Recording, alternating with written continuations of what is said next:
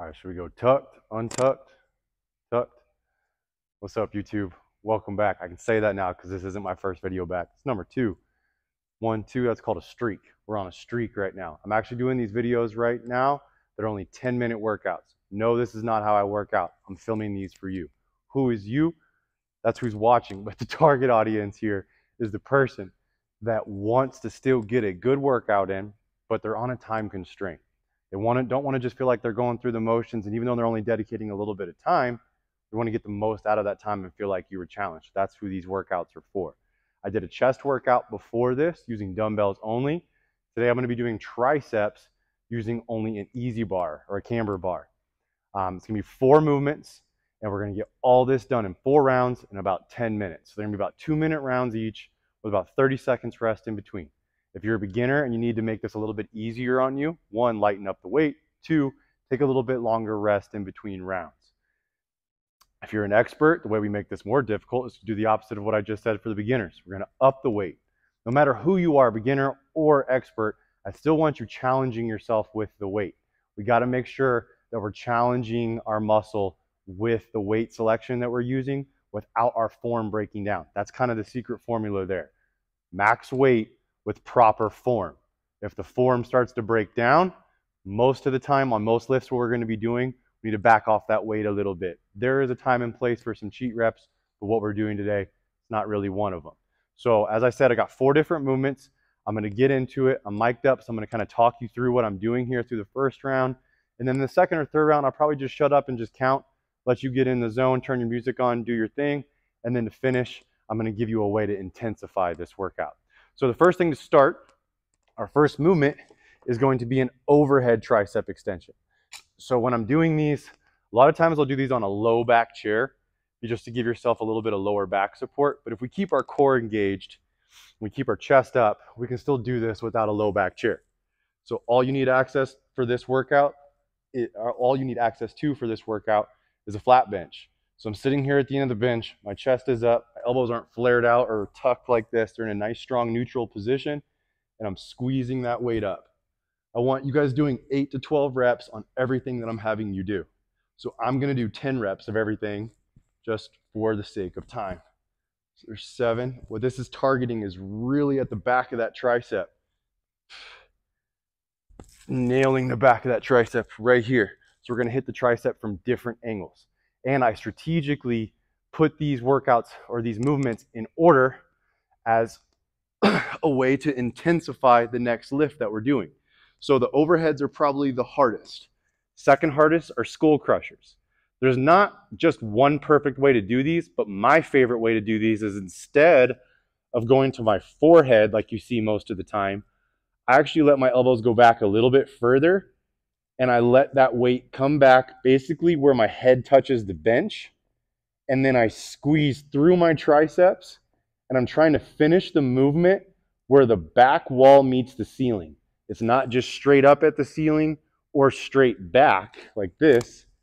I want it where the back wall meets the ceiling, and I feel like it puts my elbows in a really healthy position where I can just focus on squeezing and contracting the muscle, and I don't get any elbow pain. That's something a lot of people deal with when doing skull crushers, is they get elbow pain. So there's a way for most of us to mitigate that pain by finding the proper position to be in. I think that's about 10 right there. So that's movement number 2. 3 is a perfect transition because we don't have to change anything up. Our grip stays the same, and we're going to go a close press here. Now, even though we're already only in our first round, because your triceps are being worked and fatigued from the other movements, it's going to be tempting to let your chest take over here. No matter how you grip, I mean, going closer is going to put more emphasis in the triceps, but your chest will still want to get involved. So this is where we mentally need to focus on making sure we're utilizing the triceps. We're going to work on that my muscle connection here.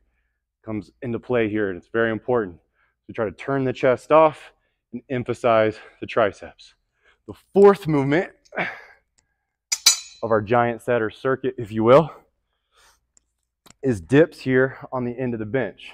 So a tricep dip. So I have my grip here on the bench, my palms are on the bench, my feet are out in front of me so I feel nice and secured. And then I'm just letting myself lower here, keeping the tension in my tricep and squeezing up. I don't want to get in too much of a motion of going forward and back because it'll put in my shoulders too much. So if you're feeling it in your shoulders, try to adjust your posture, keep your chest up, and try to keep the tension in those triceps. And if you're a beginner and you need some help, you can help push up with your legs. This is a nice, safe way to really challenge ourselves with our body weight here. So I think that's about 10 there. So now you're going to get about 30 seconds. And as I said at the beginning of the video, if you're a beginner, if you need more rest, that's perfectly fine. But that's obviously going to increase the amount of time that this workout will take. Because if each one of these rounds is about 2 minutes, you get about a 30-second rest, that puts us at right about 10 minutes. So keeps the intensity high. I'm already getting a sweat going. I keep the temperature in the gym here pretty warm. And I like that. I don't like when I'm in a gym and it's cold. You have a big fan above you trying to work up a sweat. All right, so that's round one. Round two, we're just going through the same thing again. Starting off with those overheads,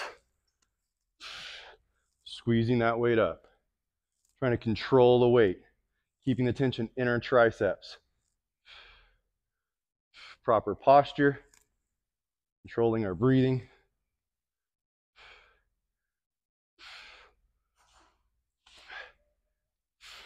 In there. Now we're going into our skull crushers. Weight comes back. I'm squeezing that weight up. Trying to squeeze towards the ceiling where it meets the back wall. Good control here. I want to think of squeezing from the bottom of the rep, not just waiting till I get here at the top. We want to contract throughout the entire movement. We're not just waiting till the end of the movement to force the contraction. The movement itself needs to be a fluid contraction, start to finish. Now I'm going to my close grips here. Think of load, explode. Good controlled reps here. If the weight's still too light for you here, and you have access to other weight, you could add weight on these if you want. Or put more time under tension. Slow your reps down, really squeeze up. I want you squeezing on every rep, but by slowing them down, puts more time under tension on the muscle, makes lighter weight feel heavier. It's a good way to make it more intense. Onto my tricep dips. Make sure you're drinking plenty of water or BCAAs during this.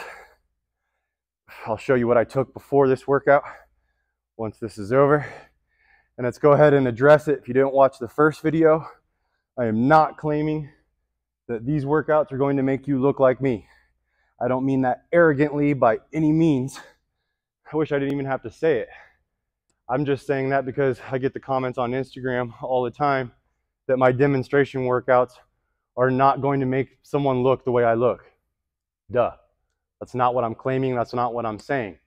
These workouts are for the people that I addressed at the beginning of this video. Someone who still wants to be pushed, feels like they accomplished something in a short amount of time. But it's not going to turn you into a big muscle-bound person, and it's not going to just sneak up and happen to you overnight. You hear that a lot. I don't want to get too big and muscular. You don't just wake up and all of a sudden be big and muscular. So again, I want to preface that. I didn't mean that to be in any way, shape, or form to be an arrogant comment. I just don't want people to think that I'm trying to tell you this is what my real workout is. I already did my real workout before this, and now I'm filming this for you. This would be a great travel workout too. Like if you're in a hotel gym or something and you have limited equipment, this is a great one to still push you. I want to be quiet during this one and just count. 5, 6, 7, 8, 9, 10.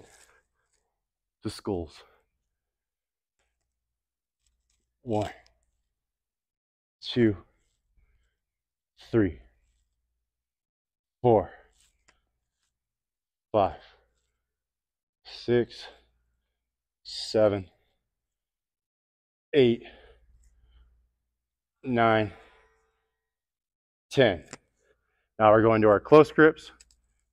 1, 2, 3, 4, 5, 6, 7, 8, 9, 10. If you're just getting back into working out, or you've had a tough day and you don't feel like doing this and your mind's screaming at you right now to quit and give up, keep pushing. The body will follow the mind. The mind wants to give out before the body will. So we got to make sure the mind is fueling the body and telling it to keep going. We're blocking out all that negativity. And I said I wasn't going to talk during these, but I'm talking. 7, 8, 9, 10. So I'm already through 3 rounds here, 30-second break. Now what I'm gonna go over right now is how we can intensify this on the final round. You can go till failure on every single one of these safely. Maybe not so much here if you're by yourself, so you couldn't get your arms back over to bring the weight down. So go near failure here.